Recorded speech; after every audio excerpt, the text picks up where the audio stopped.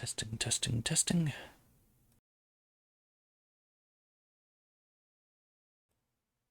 Okay, looks like we are good to go.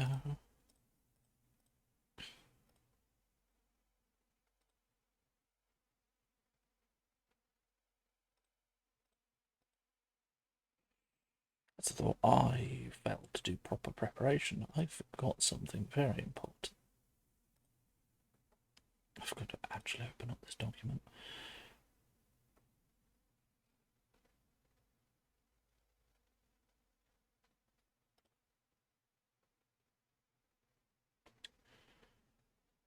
Okay, so let's have a look-see.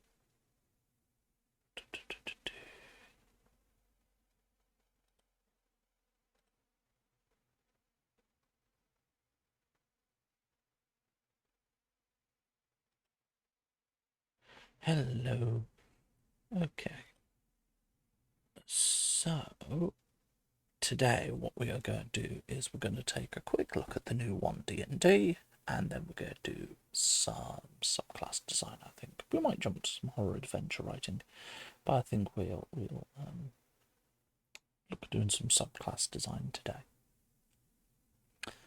So, we already know some of the stuff was going to happen with the new One D&D. Some of it's new.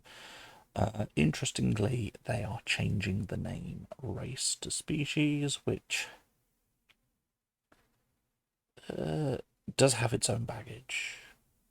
In my view, it is at least better than race, but I think they could go a lot further and get something.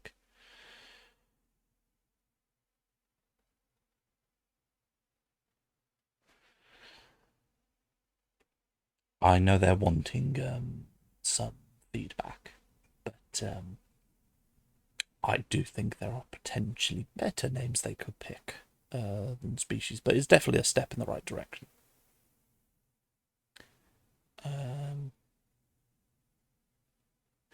Yeah, I've had a look through it, and I can get why they went with species, but I do think there are still better options available. Lineage, ancestry, origin, people, folk, depending on how you want to look at it. Also, species has its own baggage in biological terms, which is part of the problem that race had.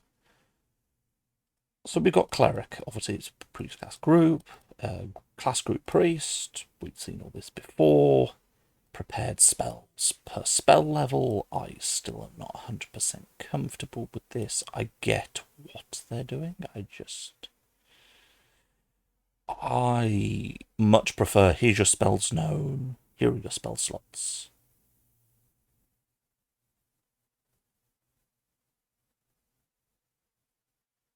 Yeah. I don't like the idea that I'm allowed 2 first levels. Like here, I'm allowed 4 first level spells, 3 second level, 3 third, 3 4. There was a bit of flexibility, and this has kind of removed it. Obviously, the big thing is your subclass is now at level 3 because it's standardized that your subclass is 3, 6, 10, 14 for every class in the game. I get it and also don't. The idea, those who are wondering, the design principle around subclasses in original 5e was if the class was more important than the subclass, you would get your subclass at third. So, example, a fighter or a barbarian generally plays the same way because their core mechanics are in their class features. Fighters, all the extra attacks, action surge. Barbarian has the rage mechanic that a lot of their subclasses are built around. Whereas classes who had their subclass at first level were very much a class where it's the subclass determines a lot more of your playstyle. So, for example, cleric The actual core cleric build was very uninteresting. I think the only real interesting thing was divine intervention.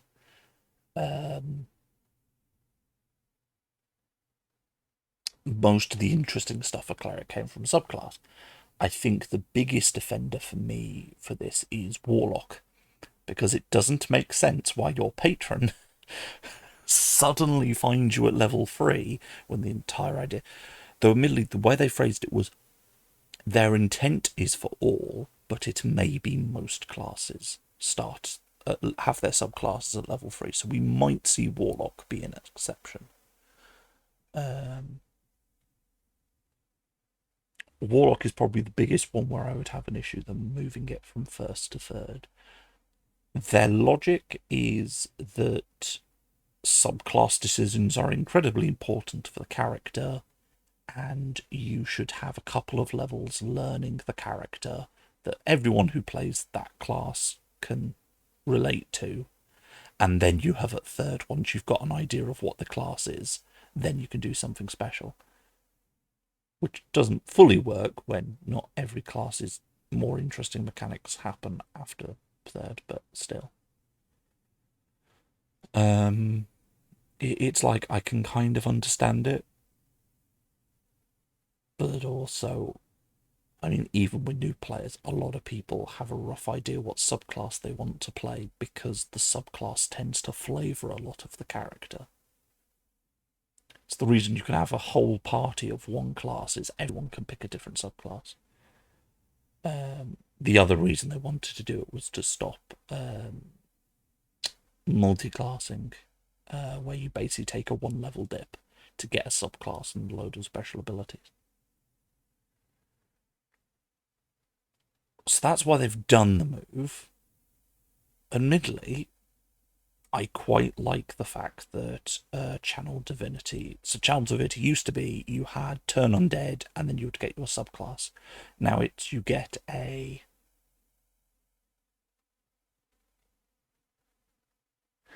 Yeah. Well, it depends on the druid. I think some druids will be fine. Moon druids will feel it because basically they don't get to be a combat character for a level. I think it's going to drive the classic thing of everyone going, every game starts at level 3 because that's when D&D is actually fun. And it's like, okay. Like cleric, I think can survive subclass being moved to third, because cleric... The core thing of cleric is cleric wasn't that interesting a class, the subclass was the interesting. I quite like what they've done with cleric, to be honest. I think cleric can work being moved to third. Oh, I forgot to mention, the reason why druid and wizard are second level, because obviously, as I said, the rule is first is if your subclass is important, third if it isn't. The reason they are in second level is there were too many class features in first level, so they had to move them to second. They had to kind of work out which is higher priority, and generally it's spell casting and something else. So what they've done with cleric is, instead of your subclass at first, Channel Divinity second, and then nothing really interesting for a while, what they've done is, first level you get Channel Divinity, and instead of it just being Turn Undead, and then also as part of your Channel Divinity you'll get an extra one for your subclass. It's going to be, you get two things. You get Turn Undead and Divine Spark. Divine Spark is basically you can restore hit points or deal damage to a creature using your Channel Divinity, or you can turn undead, which I like. I like the idea that Channel Divinity has something that's useful for when you're not fighting the undead. Yeah, I quite like the Channel Divinity. It's quite cool. It being at first with spell casting, I get it. Yeah.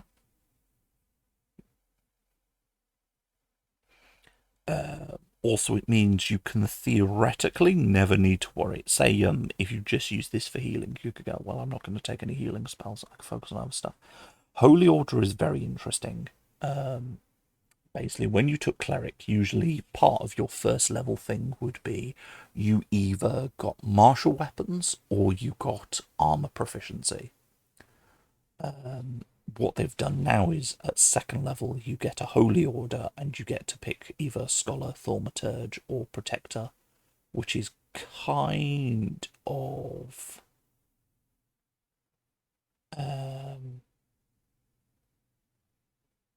like what job you would have in your faith. And I quite like it because it basically, you get Thaumaturge, which basically takes the place of the ability most subclasses had when they gave you a cantrip. Scholar gives you some skill proficiencies. Protector gives you basically all the combat proficiencies. And at a later level, I think it's about 10th, you get a second. So it basically means that you will no longer really see cleric subclasses that have at first, because it used to be kind of like first level, here's a bunch of bonus proficiencies or an extra cantrip. And it's like, no, that's now part of the main class, which I like. And I like it also because it means you can be a... let's look at an example. So current cleric. So if I was Life Domain, everyone knows it, everyone loves it, you would have heavy armor. So you can be now a Life Domain cleric who instead wanted extra cantrips, or you have skill proficiencies. You don't have to have heavy armor. It's a bit different to fighting style, because fighting styles are now feats. It is just that the fighting style class ability gives you one of those fighting style feats. It's very interesting. I've gone backwards to 3.5, where you could get some fighting styles as part of your class features and then use your feat slots to get more fighting styles. This is more kind of... yeah. But basically the big thing here is kind of... this is taking away some of the mandatory bloat of your subclass, which I appreciate, because then it means it is less important that you get your subclass at first. You then get your subclass at third, you get a feat. When is it you get your second? You only get two, so you always will miss out on one thing. There we go, ninth. So at second and ninth, you will get... basically, by the time you're level 9, you can have a load of like melee functionality and cantrips or skills, or you could be skills and cantrips and just be the nerd at the back. 5th level, it goes to Smite Undead, which is cool because it basically means you have regular channel divinity that will do some damage to any enemy. And then you have Smite Undead, which is just, I want to fuck up undead. 7th, this is the other one. So, in every cleric subclass, every single one, you had an 8th level Divine Strike. And it would be one of two things. It would either be your melee attacks are better, or it would be your cantrips are better.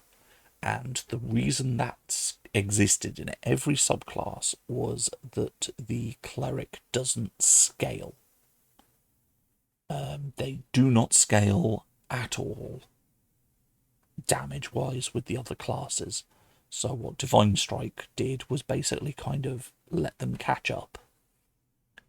Well, the good news is that is no longer a mandatory part of a class design, of a subclass design. If you are making cleric subclasses, you don't need Divine Strike. It's just part of the class, which makes sense.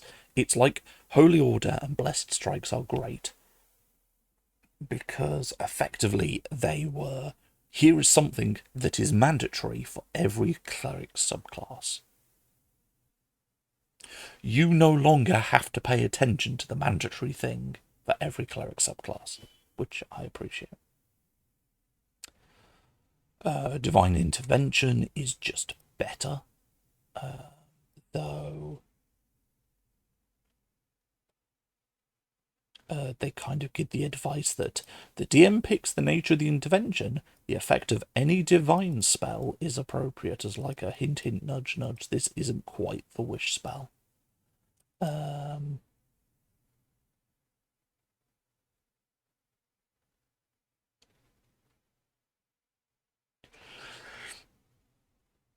It gets especially powerful at 18th, where it automatically succeeds. You always get your divine intervention, because I don't think cleric gets that even at 20th level. I could be wrong, but I don't believe they get. Oh no, at 20th level it automatically succeeds. So yeah, it's kind of fitting with the rest of it. Oh, wrong thing.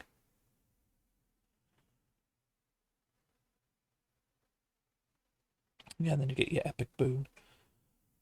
So, in like concept, I love what they've done with cleric. I'm wary of their wanting to move every subclass to you get traits at 3, 6, 10, 14 for every class. But I think with what they have done with cleric, it works. It's fine. Like, I do not see a problem with what they have done with cleric here. And then subclass, it's you still get your spells. These are automatically prepared, so you still got that. Third level.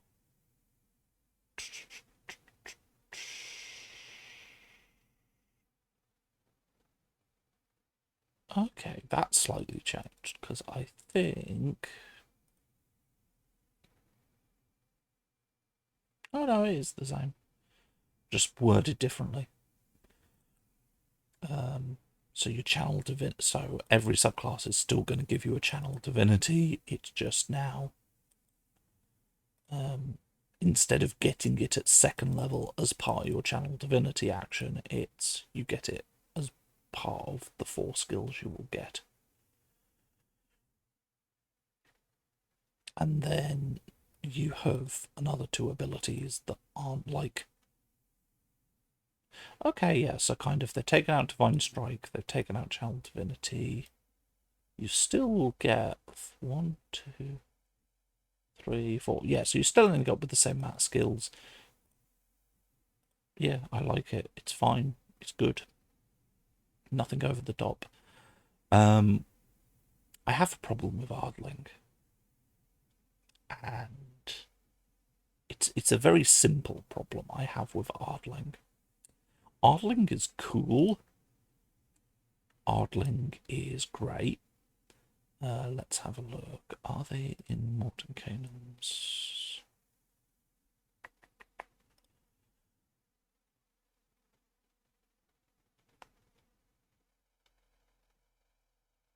Right there, here we go.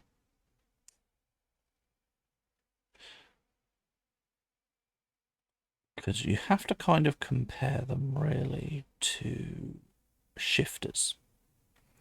Because basically people said they didn't like Ardlings as they were originally presented. Lean more into the animal aspect, which they've done.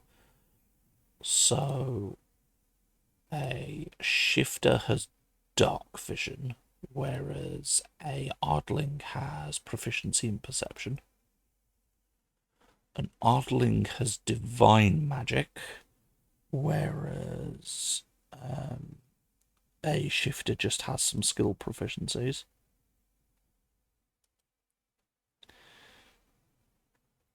And then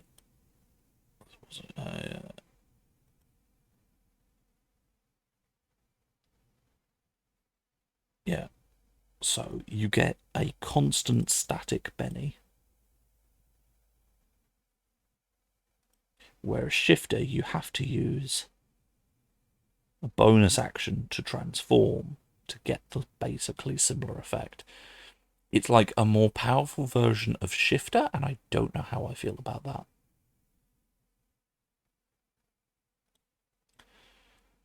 Because you get temporary hit points, you get unarmed strikes,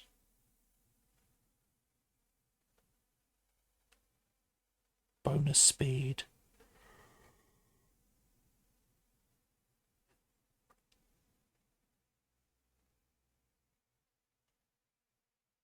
And advantage on wisdom checks.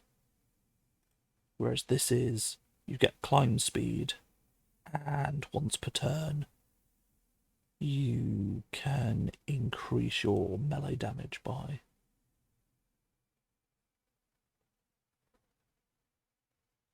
Yeah.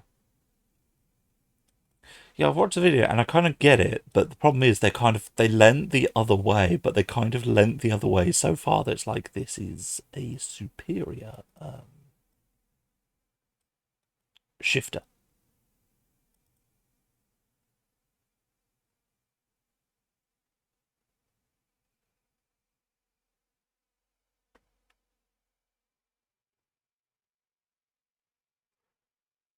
And I don't know if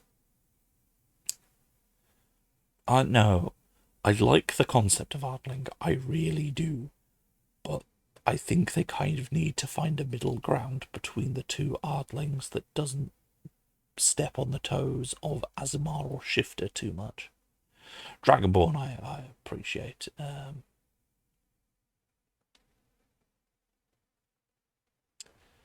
Dragonborn, I appreciate they kept the Fizzban breath weapon, because the problem with the breath weapon as they presented it is, unfortunately, and I do say unfortunately because the way they wanted to do it, you end up never using breath weapon after a point with your character because it just is terrible.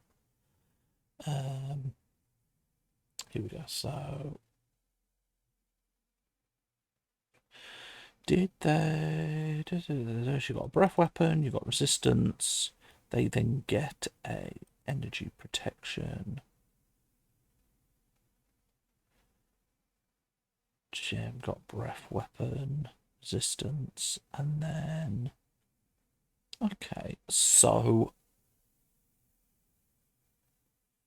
I would say, I mean, the fact that these Dragonborn get dark vision is huge. Because it always felt bad being the Dragonborn. It's like, oh. How used this will be compared to the three presented in Fizzbands, I don't know. Because you can use any of them.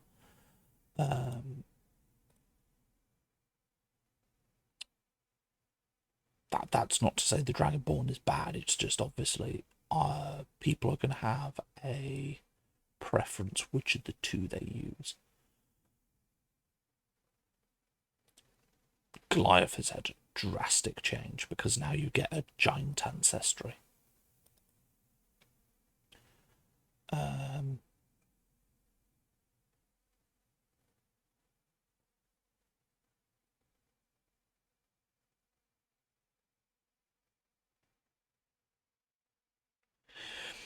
Yeah. I don't mind the wings as a concept because, yeah, it's taken from the Gemstone Dragon, but it's like I don't necessarily dislike it. It's just yeah, it's going to be interesting. I think this is the best Dragonborn I think they're going to make. Admittedly, I wouldn't have minded if they just went, here is the three Dragonborn from Fizzbans. They're just in the PHB. Have fun, because that would be equally valid. And I think I do not think there is a better version of Dragonborn than those in Fizzbands. Like, having dark vision is cool, but I still think I would always take the free Fizzband versions. I think they were the best attempt at a Dragonborn. I like the Goliath. I like this kind of diversifying of what a Goliath can be. It's a bit less, hey, I can stand in high altitudes and I have Stone's Endurance. I've kept Stone's Endurance, but they've also got other giants you can do. And yeah, I just like it. I think it's really cool. I think, yeah, 10 out of 10, love the Goliath stuff.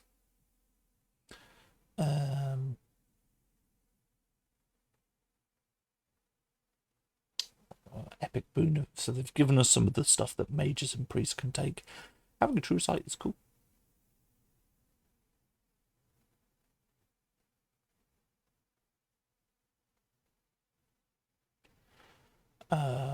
Spell recall is nice. Epic boon of fate is nice. Yeah, I mean the epic boons are cool.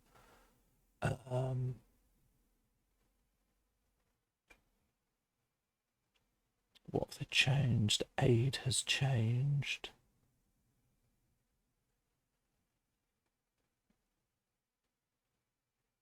Yeah, aid is aid. I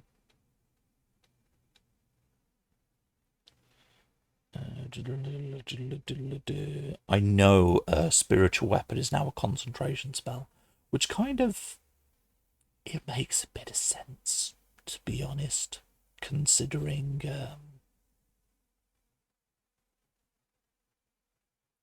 spiritual weapon was probably a bit too good a spell. I know a lot of people are now going, oh yeah, but spiritual guardians is better, and it's like, yeah, spiritual guardians is also a high level spell slot, and spirit weapon does have its uses still. Yeah, I know the schools have changed. Like all the healing is abjuration, which is interesting. Let's have a look what they've done to banishment.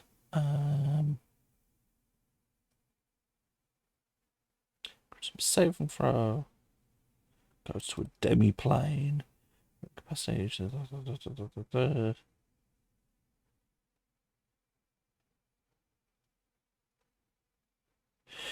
Oh, this is different.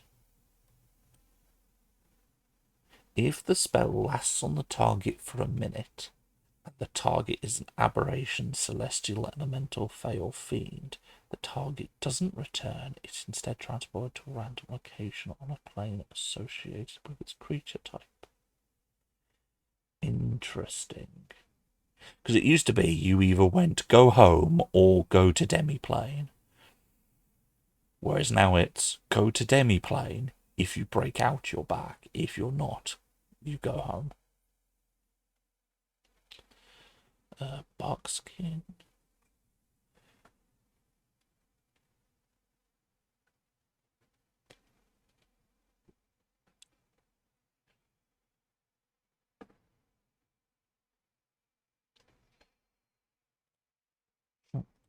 How does that currently work then? So I thought. Oh no, Barkskin gives you a flat AC bonus, doesn't it? Swear Barkskin is. Well.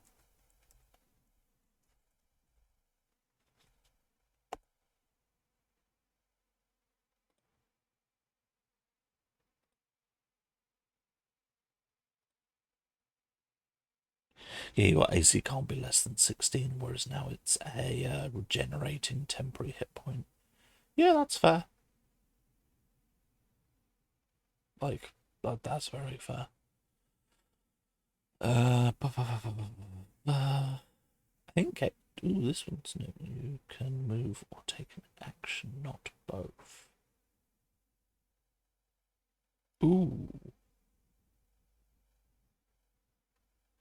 That's cool. Have they said... I haven't seen anything give the dazed condition, but I like that.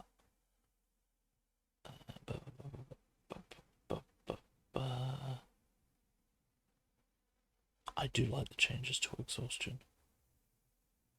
Not dying is a cool thing.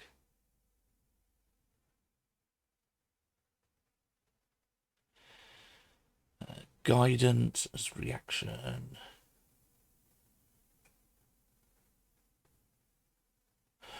Oh my god, yes.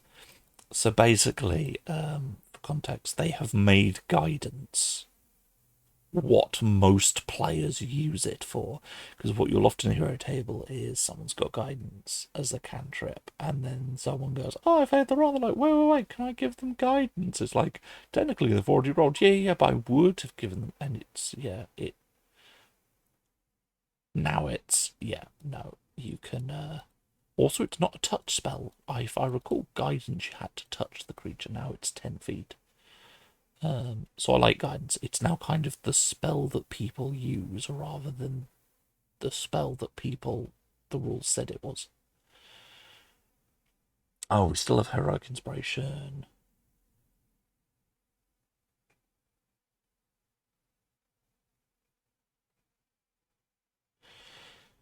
So if the character rolls a nat 1 for a d20 test, that 1 must be used for the test. Okay, so if you fail the test, you get a heroic inspiration. Okay, yeah, that works.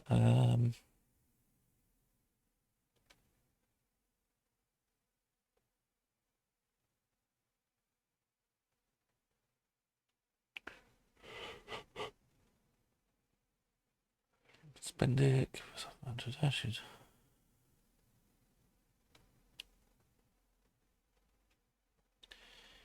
Hidden.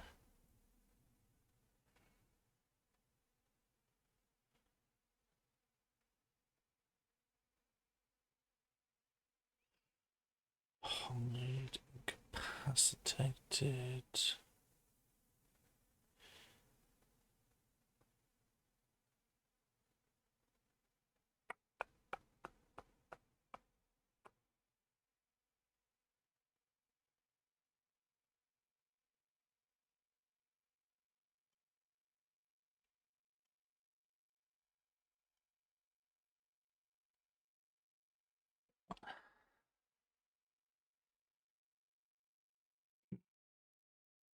I'm not sure how I feel about the influence action.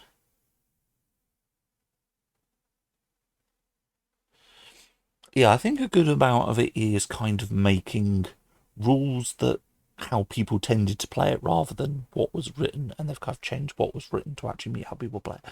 I'm not sure how I feel about the influence action, but that's because I'm always a bit dodgy when they try to mechanize social interactions like this. It gets a bit weird.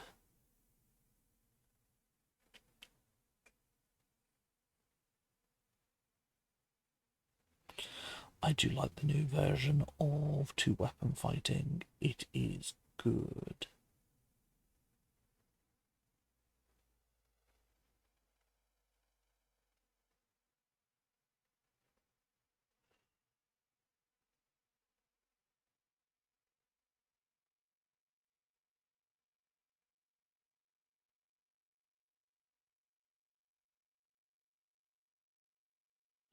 Oh, thank God. Oh, thank God for this. Okay, so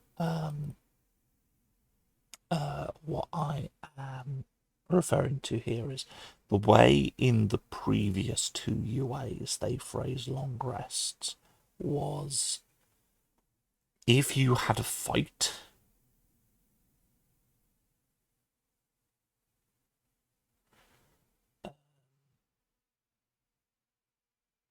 Your long rest was cancelled and you had to start over.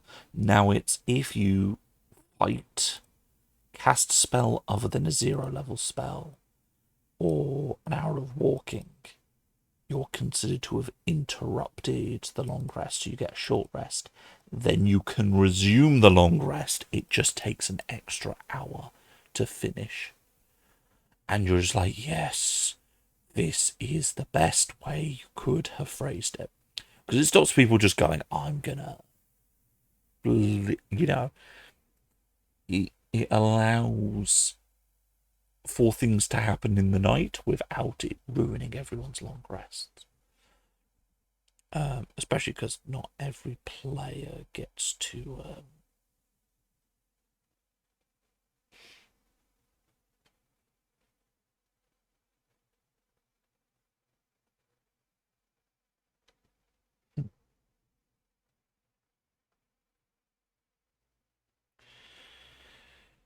Prayer of Healing. Is this the one that everyone used to complain about being broken? Choose a number of willing creatures equal to your spell ability modifier. If you stay within 30 feet for 10 minutes, you gain the benefits of a short rest and regain 2d8 hit points.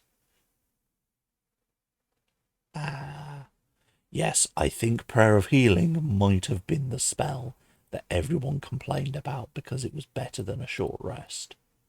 And now they've gone, yeah, you've got to finish a long rest to be able to do it.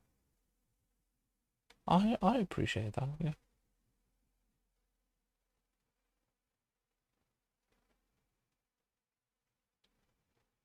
I like some of these changes. Resistance is a reaction. Cool. Yeah, that sounds good.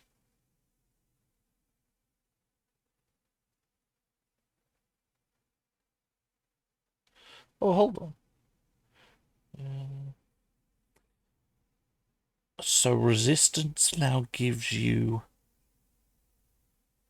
a d4 to a saving throw, a failed saving throw. That's interesting. That's not what the name would make me think. Huh. I'm not sure how I feel about that one.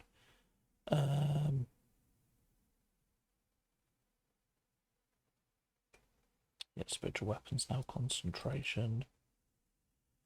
I have no strong opinion on that. I think people saying it's the worst spell ever now are kind of overreacting. And I imagine those people are going to be the same people that when Eldritch Blast changes, because let's be fair, it's broken as a cantrip. I imagine people are going to be like, oh, Eldritch Blast is terrible now. No one will use it. It's like, no, people still use it because it's still good. It just isn't broken anymore. There's a difference between broken and good. But no, long rest I think is the biggest winner. I like the new version of long rest. It makes sense. It doesn't ruin the game for anyone. Especially because, as I said, the biggest problem I have is going your long rest is ruined by combat. Is like, well, if your DM throws a combat at you because they're a dick, you're the one suffering for what your like DM decided to do to you.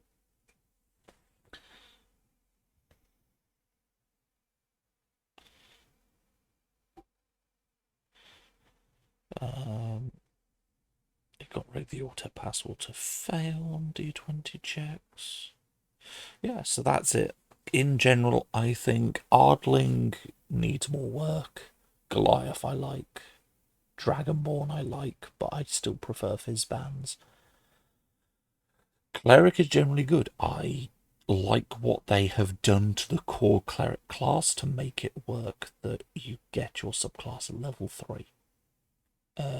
I like a lot of the changes to the stuff. I have no strong opinion on spiritual weapon. The other spells all seem to make sense. The only one that makes me feel a bit weird is resistance, just because when you hear the phrase resistance, it has a very specific mechanical effect in D&D that isn't what the thing is doing. But yeah, no, I like it. God only knows. I don't try to understand what the spell school different spells are nowadays because they can change on a whim. Like, the only people who really care about spell school are wizards, and that's because they have terrible subclass design and that their subclass forces them to care. I guess no, that isn't entirely fair. The new way they're doing it, though, Bard will care, Ranger will care, because they don't get the full spell list, they get a partial spell list. The same is probably going to be true of Warlock and Sorcerer, whereas Wizard and Cleric and Druid will get the full spell list, so won't really get, well, no, Druid and Cleric won't care there. But yeah, no, in general, I like a lot of what's happening. changes are happening in positive directions, just some of them I think need a bit more oven time. But yeah, no, in general, I'm quite happy with it. Looking forward to more. I believe the next UA they have confirmed will be Paladin and Druid, because they want to finish the Priest group. Then we're probably going to get the Warrior group, which is annoying to me because it means I've got to wait ages to see what happens with Warlock. As I said, Ardling, my biggest problem with Ardling is that it makes shifters look bad. Which is bad because it's like, if you look at one race and you go, okay, it's this other race but worse, it's like, great, wonderful, fantastic. But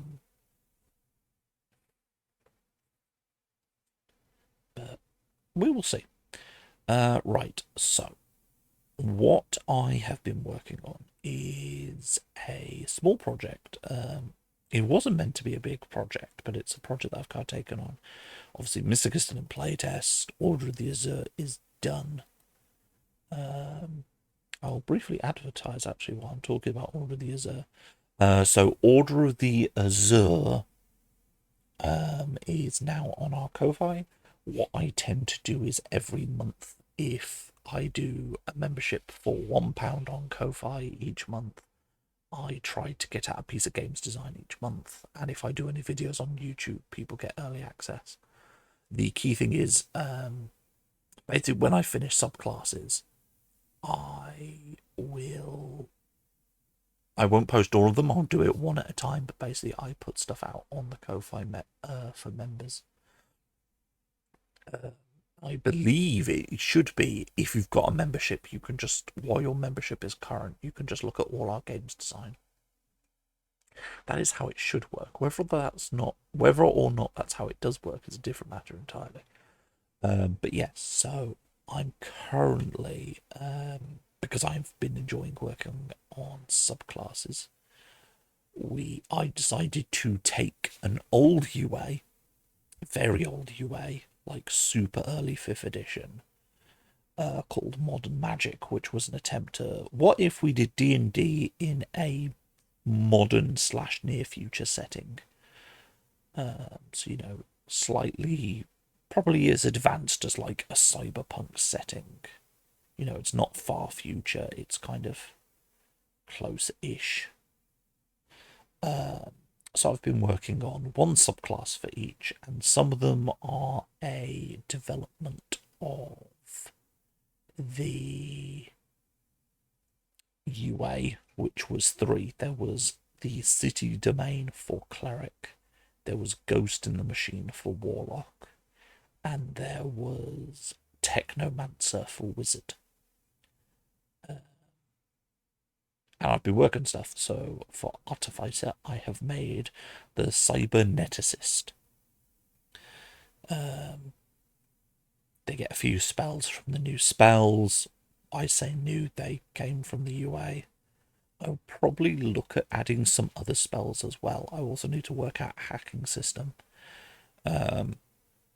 Effectively, it's an adaptation of something I developed. Basically, I got a piece off DM's Guild that I can't find anymore, so I don't know what the creator did with it. But I then started to tinker with it because I like the idea, but I wanted to go further. So effectively, it follows standard Artificer, so you get proficiency with a tool, you get spell list, and then you have 2 skills. The first is you have proficiency medicine. You have double the proficiency bonus if you are performing surgery dissection,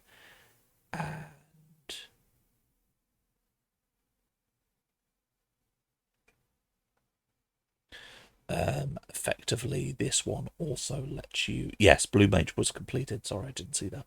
Blue Mage is finished, or at least finished until I get feedback on it, at which point I'll probably tinker with it.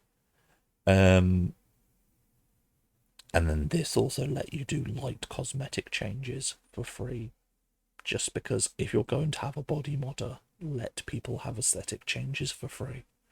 And then you have cybernetic augmentations, which is you get a set number as you progress. You get automatically a laser cannon. You have a head location, torso location. Each arm is a location, each leg is a location. You can have one augmentation per location, and implants you can have any number. So, like, the laser cannon is just you shoot radiant damage at people. You can have an additional arm. You can have magnets in your fingertips that allow you to feel both electronic circuitry as well as technomagical systems and use detect magic, defensive bonus,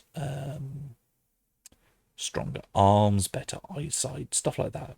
Basically, a fun, weird system of body modification. Then you heard Cybernetic Savant, which basically gave you advantage on skill checks using your hacker's tools when interacting with cybernetics. And you could use a hacker's tool when spellcasting to give cyborgs disadvantages, because effectively you're really good with cybernetics. You then got the ability to give cybernetics to other characters as well as yourself, and then custom mod is you get a big thing. So, like, you can have a flamethrower, a jetpack. Then we heard Barbarian, which I've been working on, called Path of the Chem Warrior. It's basically you are a chemical stimulant infused barbarian. When you rage, you get temporary hit points at the start of each of your turn equal to your proficiency bonus, resistance to poison damage, and you're treated as a large creature for, like, moving stuff around, grappling, shoving.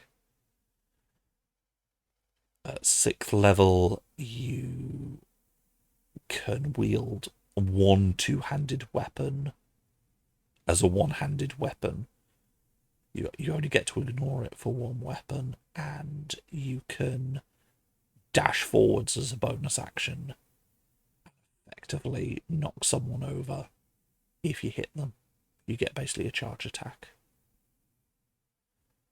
10th level is you have proficiency in wisdom saving throws and advantage on saving throws against mental effects while raging.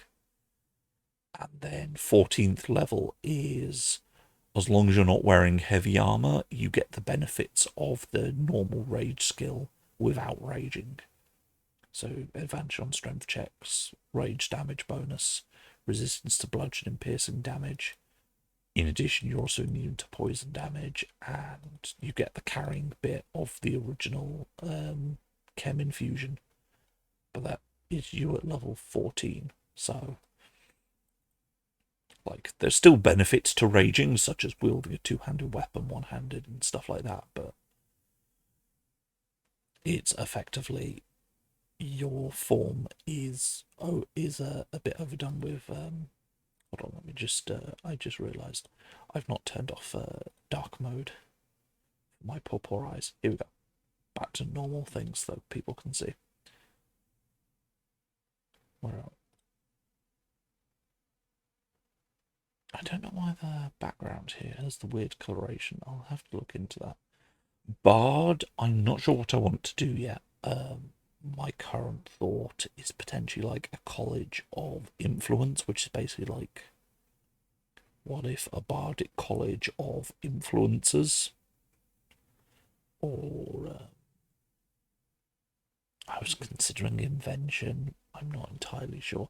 Bard's a bit of a weird one, and how do you make it modern day? Because a lot of the bard colleges actually translate well to a modern day setting. Blood Hunter, I wanted to make Order of the Cryptid. Again, I'm not entirely sure how I want to do this yet. It's probably you can gain. I kind of need to do a fundamental breakdown of what is a cryptid, and then give you traits based on that. City Domain is one of the first ones that was a UA. I've generally kept a lot of the spells the same. Changed a couple, like I exchanged something else for animal messenger.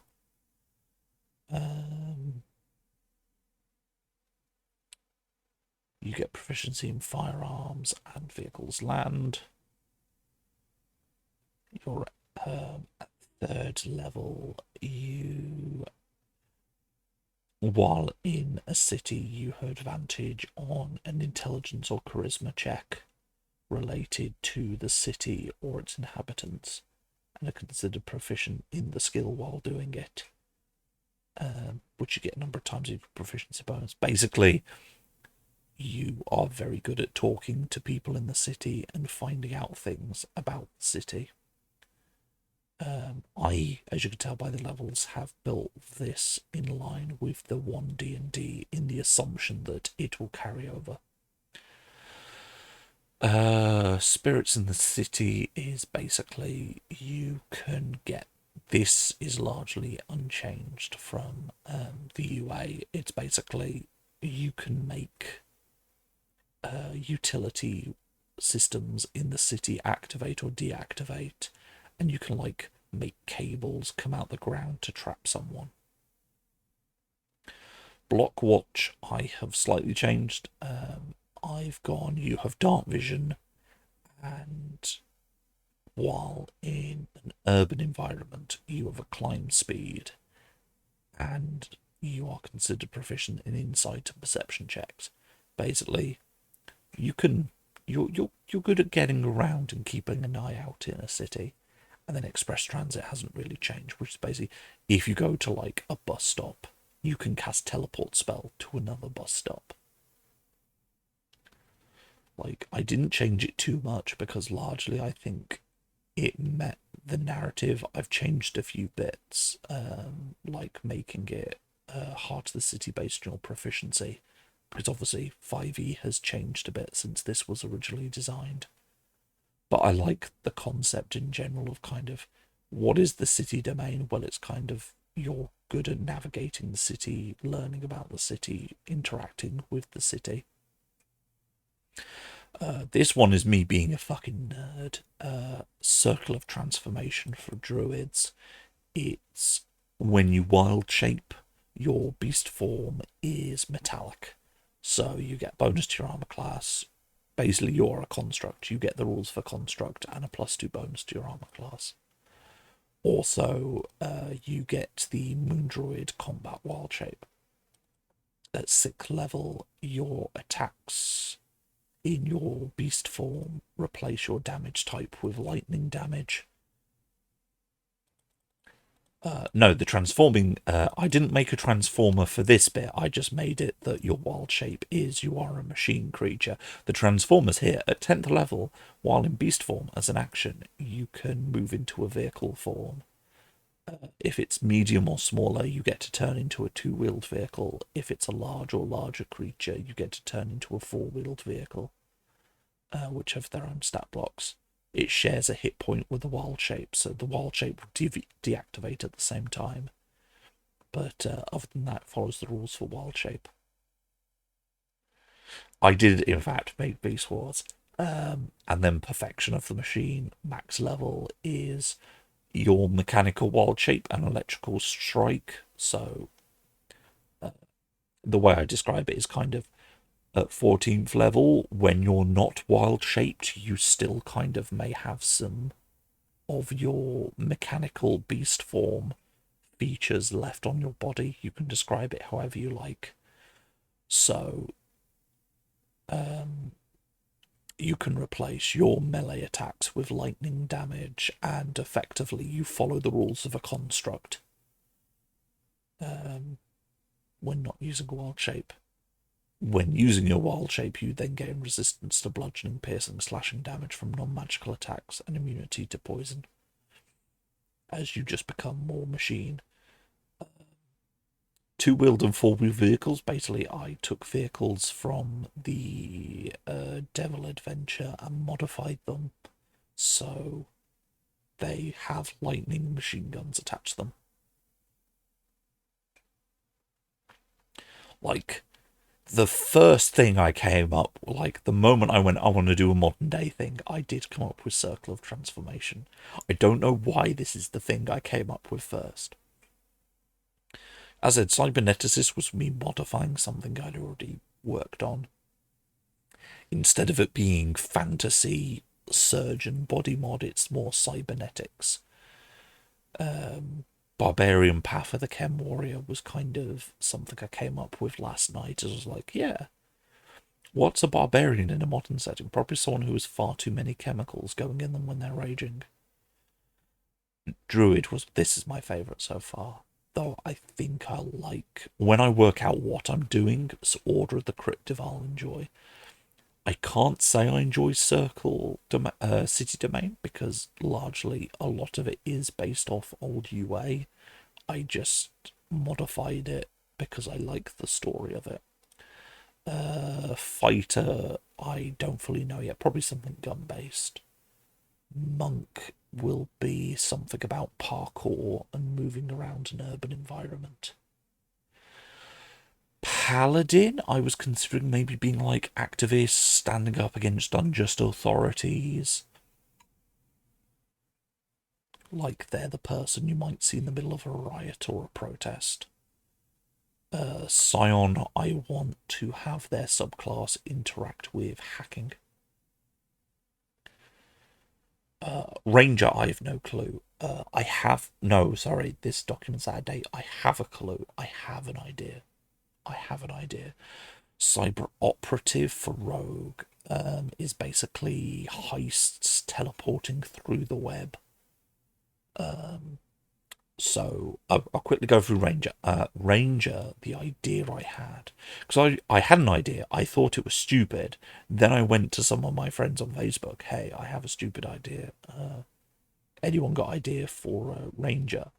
And then it was someone went, basically kind of agreed with the idea I came up with, because my original idea was, because Rangers are the people who stand at the point where civilization meets nature, and usually,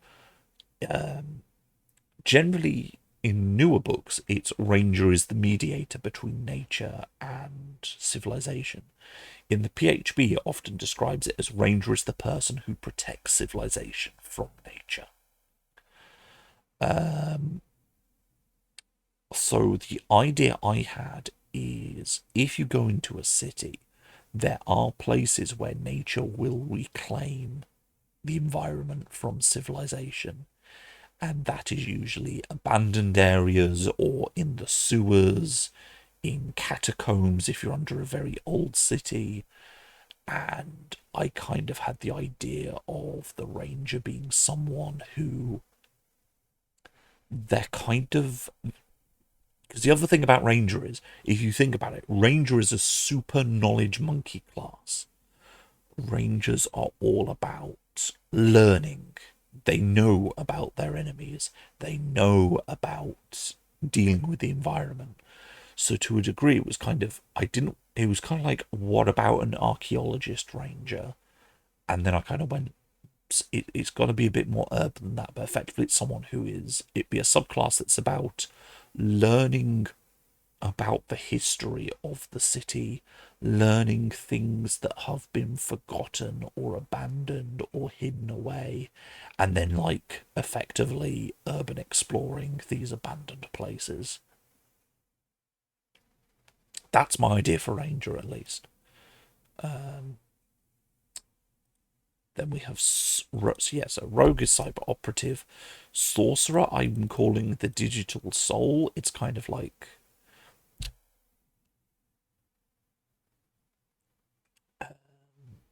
how to describe it for Sorcerer? So it's kind of what's on the screen, in the, I want a Ranger that's kind of like, what if you are an entity that has been created by artificial intelligence?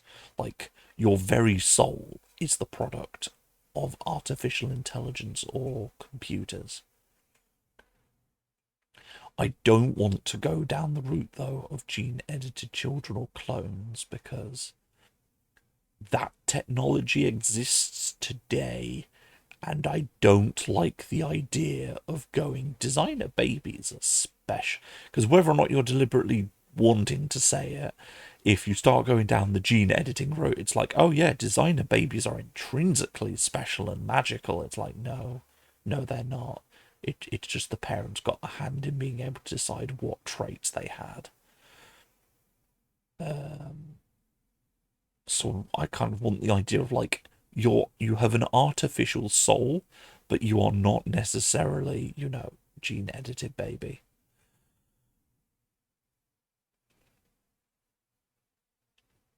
I like to touch the idea of how computers interact with the world in a world of magic and stuff.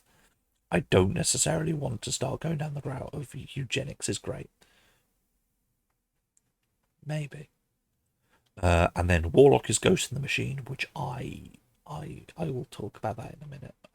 I don't want to look at that right now. And then Technomancer, which is I've quite heavily changed from the UA, because the original UA was like your spell book is a tablet. You can use a phone to store a spell for later use. You can shoot a spell through the internet, and then you can have a computer concentrate for you. So what I lent more on is that the spells they added in the UA were called techno magic. So effectively, in the same way you kind of have wizard subclasses in the crit roll book that were about dunamancy, I kind of wanted to lean into the techno magic. So you get hacker's tools. What I basically said was you still get a spellbook that is a tablet or something of equivalent computing power. But then I went, because I kind of looked to order the scribes for this, so you can use this tablet and it counts as a spell casting focus for wizard spells. If you cast a wizard spell with a spell slot, you can treat the spell as techno magic. When casting a techno magic spell, you can replace the damage type with lightning damage. And then when you do this, until the end of your next turn, effectively you become charged with electricity, so your unarmed strikes or metal melee weapons can replace their damage type with lightning. And then you have an easier time copying the spell. And effectively the other thing is you can save your spell book as a memory stick, which will then allow you to replace the spell book if destroyed or damaged easier.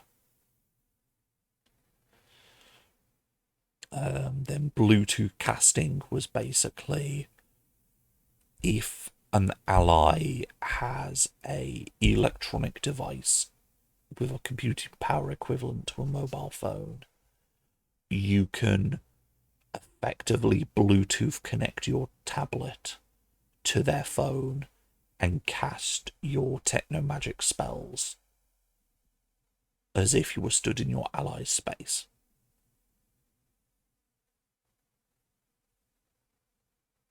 You can do that number of times equal to your proficiency bonus. Then you had online casting, which I largely kept from the UA, which is basically you can, if you are looking at a networked electronic device and the target is also looking at a networked electronic device, you only count the distance between you to the device and the device to the target for the distance of the spell. So basically, if you're looking, the best way I could describe it is it's a cyberpunk setting. You're looking at a monitor with a CC that is showing CCTV camera footage. Your target is on the other side, being looked at by the camera. You could shoot a spell into the screen, and the spell will come out of the CCTV camera into the target.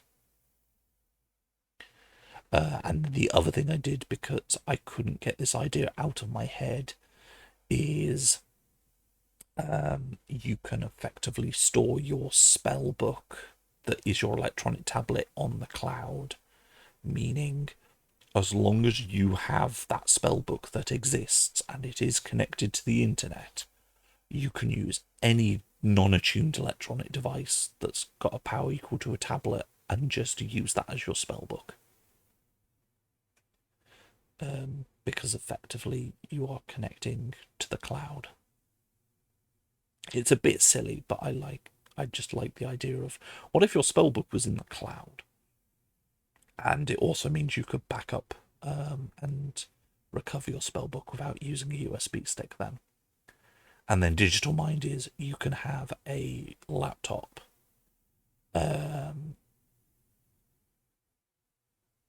concentrate on a spell for you.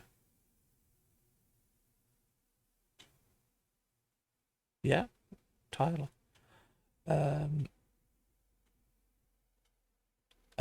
So effectively you can have a laptop concentrate on a spell to you, but also if that laptop is what you're using as your spell book, if you're reduced to 0 hit points, as a reaction, you can put your brain into the device as an emergency measure.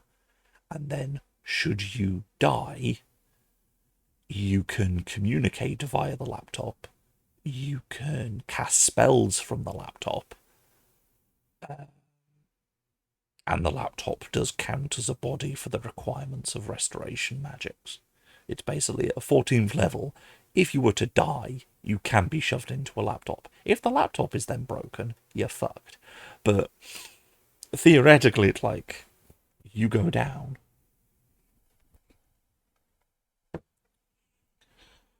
So yeah, I kind of technomancy wizard was me going, so what if? What if, and hear me out here, we just extrapolated what would happen if you could just take all that analog technology and make it digital and interact with the internet? And that's kind of what, like, the Rogue, for example, is going to be with the cyber operative. It's like, looking at this, it's very much accidental kind of cyberpunk classes, because effectively you have the cyberneticist, you have the person that does the cyber modding, you have the person that has far too many of the advanced chemicals raging them, you have literally a social media influencer, you have a couple of classes with the cleric and monk that are all about getting around, and the range of getting around the city, learning the city. You have the person that can literally turn into a bike. You have the guy with the guns. Because I know the classic line is, what's the phrase they use in cyberpunk and stuff like that? It's like cyber samurai or street samurai. And my view on it is, 1, the fight already has a samurai subclass. 2, I don't want to turn this into Orientalism. Like, half of these are playing with the concept of really advanced technology, and I kind of can see the fact that someone who really enjoys their computer science, might be a bit too invested in some of these class designs. And then there are others where it's just a very, you could probably find the person now, like City Domain, the monk with the parkour, the ranger with the exploration, the paladin with like the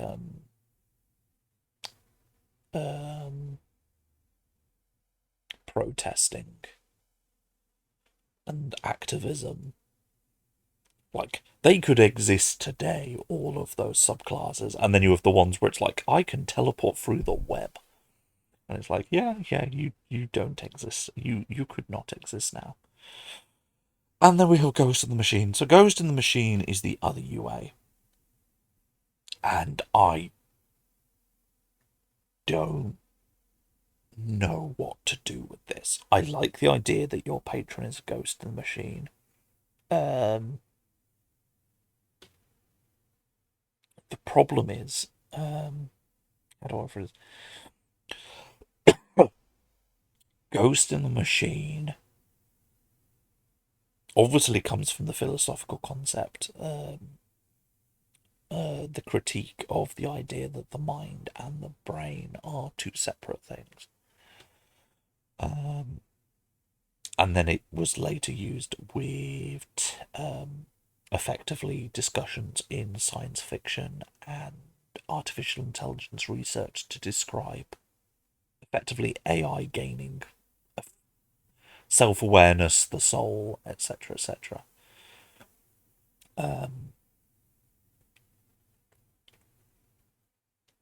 Sorry, had to hydrate that. The problem is the subclass, as I said, city has this clear image. Like if I go through city, I can it's as we saw with my Scion designs, subclass designs. There is a story, there is a development on your journey through this subclass.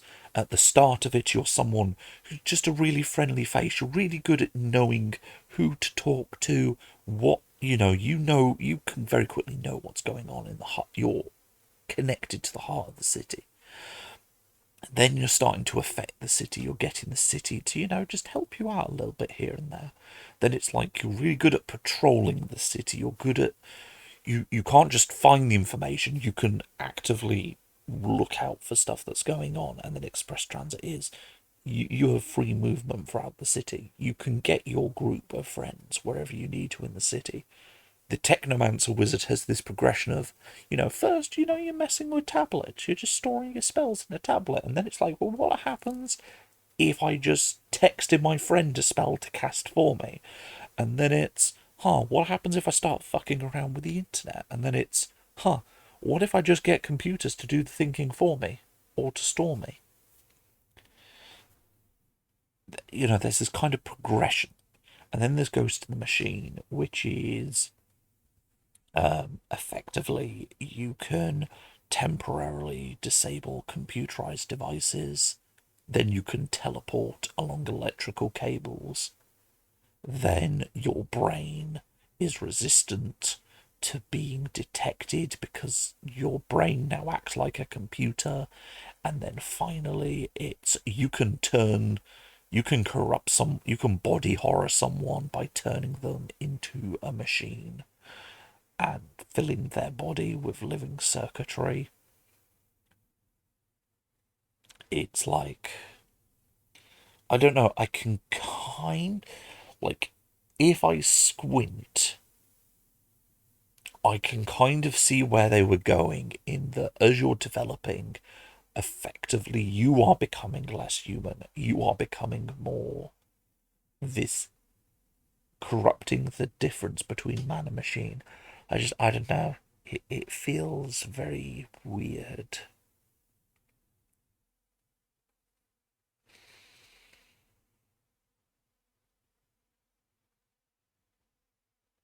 And I think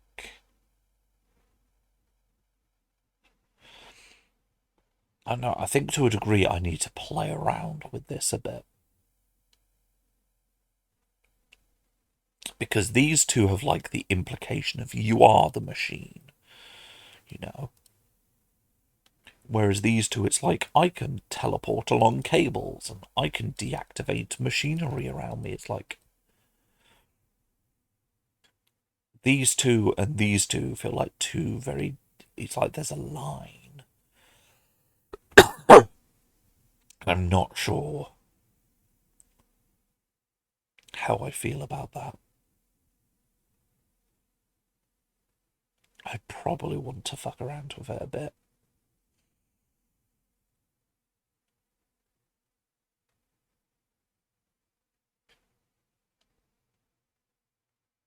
But yeah, so yes. So the Warlock patron. Let's see if I can find.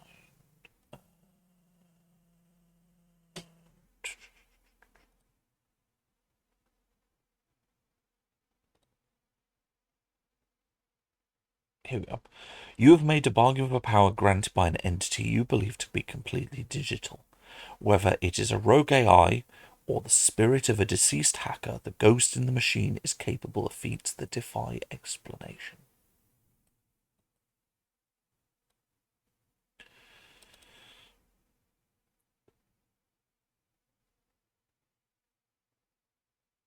Now, huh? Hmm,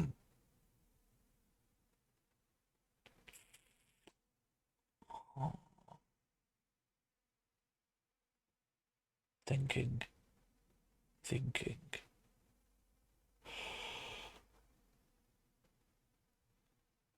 I kind of sit there and wonder. Uh, how do you mean packed item? So, do you mean like packed the blade, packed of? Because usually there are exceptions like Hexblade that very much lean towards a certain pact, but generally no subclass includes a pact in it. Effectively, you are tied to. You make a deal with your patron. The pact tends to be how you choose to embody the pact decision is effectively how you are representing the pact you made with your patron, either blade, chain, thing, which is why it always describes it as the minion you get from chain or the design of the weapon will be influenced by which patron you picked. Yes. Specifically, when it comes to Warlock, the subclass is your patron. The pact is an additional choice you make that allows you to customize how you embody. A good way to describe it, it's like the new cleric. So the new cleric, I would describe it as your subclass, your patron. The patron is like the subclass, so life domain or forge domain or war domain, and your pact is like the holy orders, where it's you can decide how you want to specialize. A pact is how you want to specialize as your class. Subclass is more who you are sourcing your power from. Is probably the best way I could describe it. So Ghost in the Machine is just the patron. The pact you still pick. So you could be Pact of the Blade, Pact of Chain, Pact of Talisman, Pact of Tome, Ghost in the Machine. So my current thought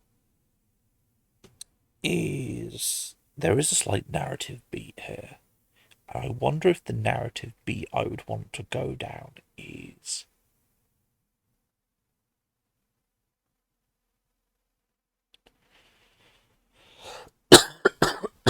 Pardon me. I wonder if the narrative beat you want to go down with this is. Tell me if I sound crazy here. The narrative beat you want to go down is as you progress down this warlock chain, you're enforcing this deal, this pact, this bargain with Ghost in the Machine. You have kind of a progression in how you can affect technology, but there is a secondary element, which is as you progress down the tree, you are effectively becoming more machine.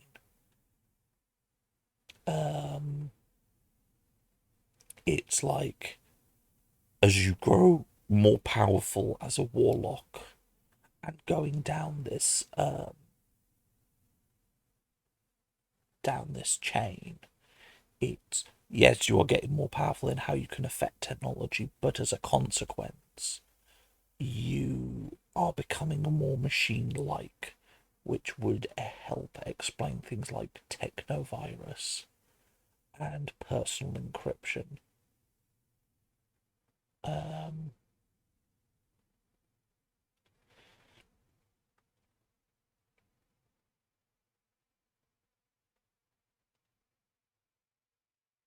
that's at least how I'm kind of beginning to maybe see this subclass working.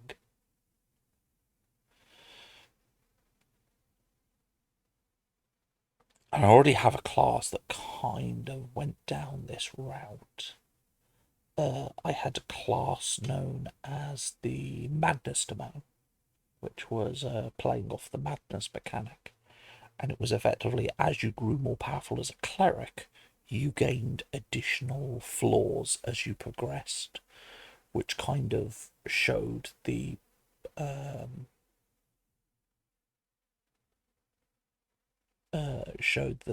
changing of your mental state as you progressed through this subclass. So I wonder if I do something similar here, where it's effectively you are having a core mechanical effect, and it is a powerful mechanical effect, and it's as it should be. But there is also this secondary effect that's like slowly beginning to show how you are becoming less and less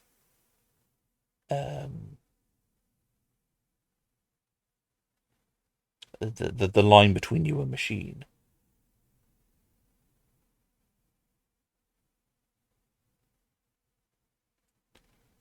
Um,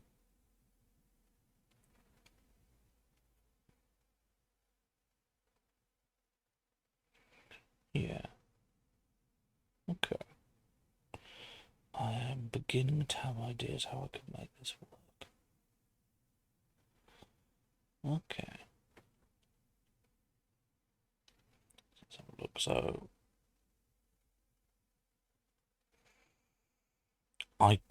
I'm quite happy with Cyberneticist. I think, yes, it has a lot of options because effectively of these augmentations, but I think I'm fine with that. Half of the Chem Warrior, I think, because to be fair, Barbarian subclasses really don't have a lot to them. My biggest concern is maybe I'm doing too much with this subclass, but I think I like it for the idea, the story that's kind of going with. I think I'm leaning towards more College of Influence. I'm not sure how I would make this work, but I have a few ideas.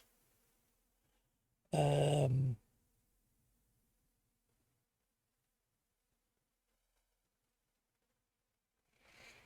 my biggest thing um, is having to make sure I don't step on the toes of like College of Eloquence Bard. But it'll be interesting if this doesn't work. You might hear on the next stream me going to you guys in chat, going like, "Hey, does anyone have any ideas what we could do with Bard? Because it doesn't fucking work. Because we already have all the ideas have already been taken." Order of the Cryptid, I just am really fucking looking forward to.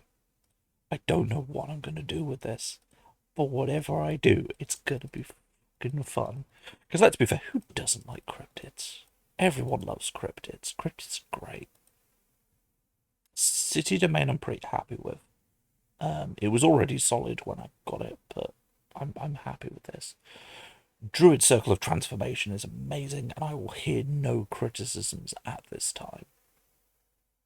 Yeah, no, that's how I'm feeling it. The Technovirus, because kind of, I looked at the four abilities each on their own. I was like, I don't get it, I don't get it. And then it was just as I was talking to you all, I kind of saw Technovirus, and the one before it was the one before it. Personal encryption. I suddenly went, wait. I have a story here. I have a story I can go through. Um, Fighter.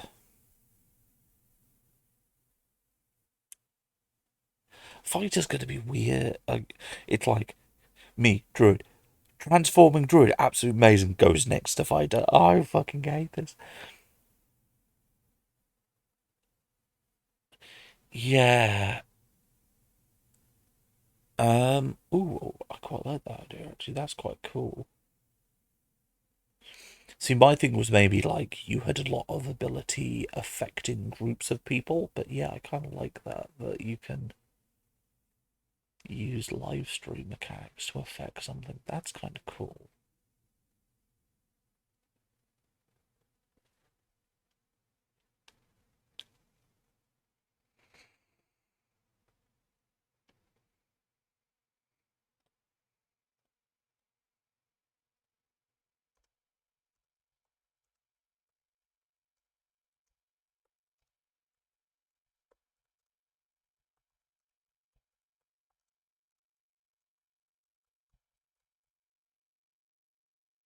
that'd be interesting. Yeah. Ones I'm looking forward to: Order of the Cryptid, College of Influencer. I think if I get an idea, like if it clicks, it's going to be fucking amazing. I just need to work out how to make it click. Transformers, nothing. I think no subclass or class I make will beat Transformers. I'm gonna regret those words when I say it, but I love the fucking transforming class. Just the fact you can be like, I'm gonna be a mechanical tiger. Now I'm gonna be a motorbike. Because I just like the idea you can just be a motorbike and like, you and your friend need to make a getaway, get in the motorbike. You and your party need to get a getaway. Okay, I turn into a fucking car. Let's speed on out of here, guys. Um,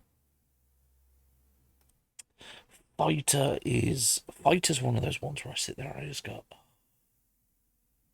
because the problem is Fighter is so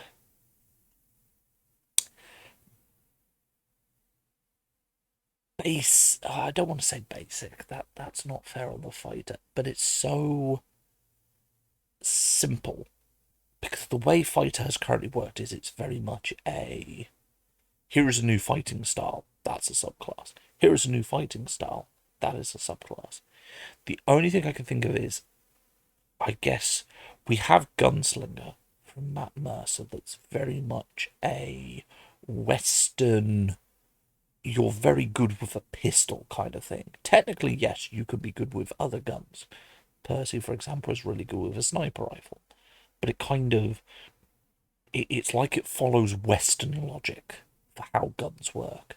Whereas I guess this fight would maybe be more. There are two ways I could see this fighter working. Either they're more about modern guns than a pistol, or I could see them potentially being about driving. And they have a bunch of. Because we currently have Cavalier that's very good for mounted creature combat. But what if instead you had a fighter that's based around just driving vehicles instead? That could work. It'd be interesting because it'd be interesting because that'd be something that you don't generally see with Fighter. Fighter's very much about combat, whereas this is more about cool things with vehicle.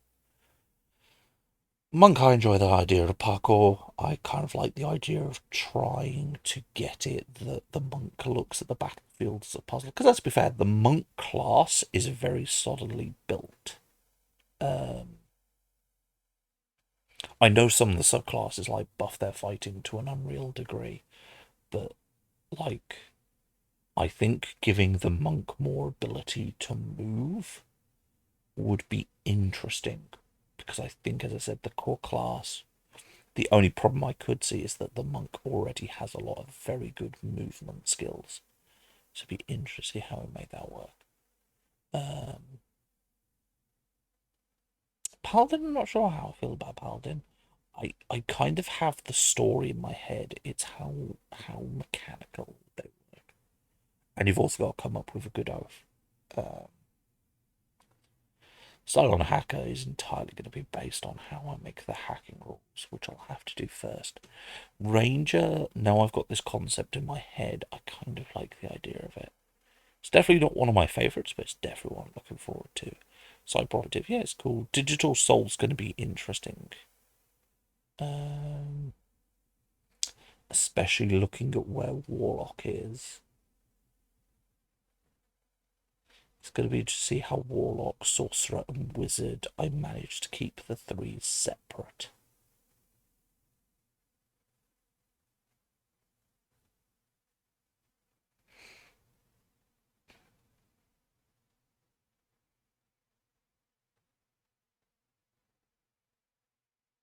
But no, this is going to be interesting. I like where this is going.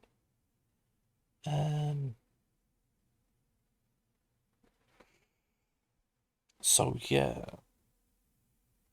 how are you all thinking? What do you think of the ones we've already made? What do people think of the ideas for the ones we haven't started yet? Anything people are looking forward to? Anything people have concerns with, or think maybe I should rethink the ideas that I'm doing? I think we've got a very oath of community that can maybe do it.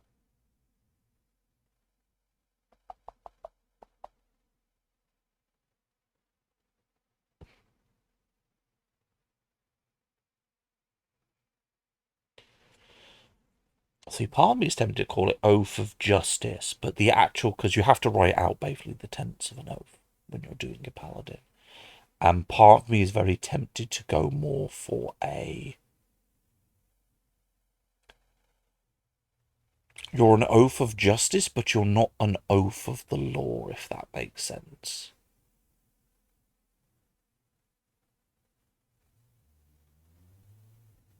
Um, because justice and the law are two different things. Um,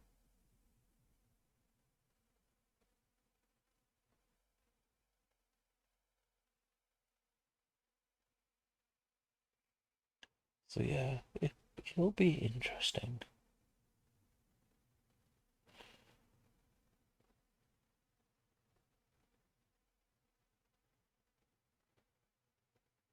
Yeah.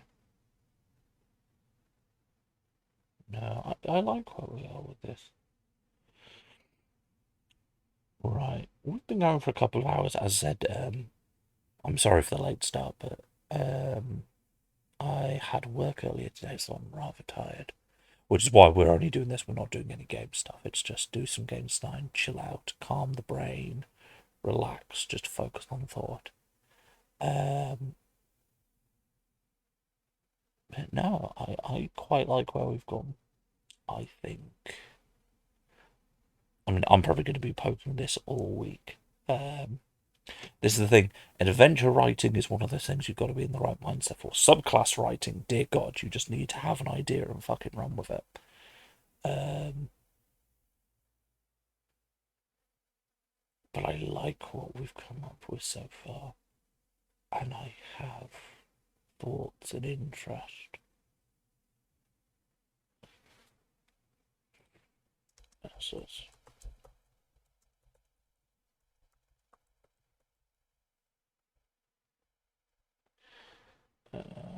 Ranger, I've already thought about.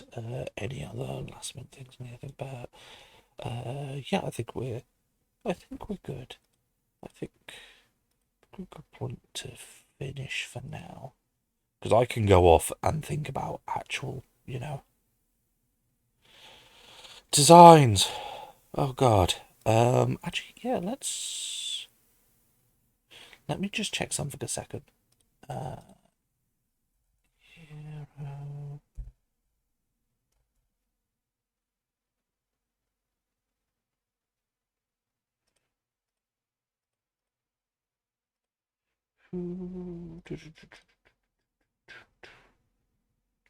Oh, it's hero.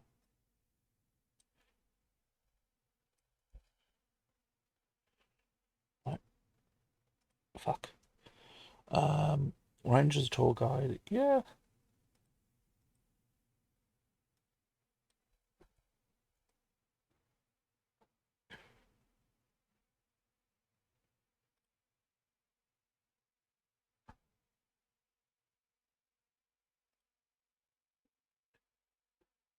Oh God, so many cool ideas. Right. Okay. Let's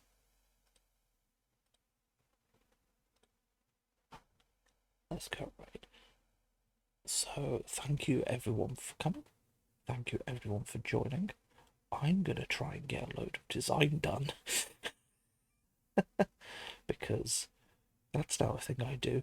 And we will see you all next week, where I'll hopefully be a bit more refreshed and we can get some awesome games design done. Woo!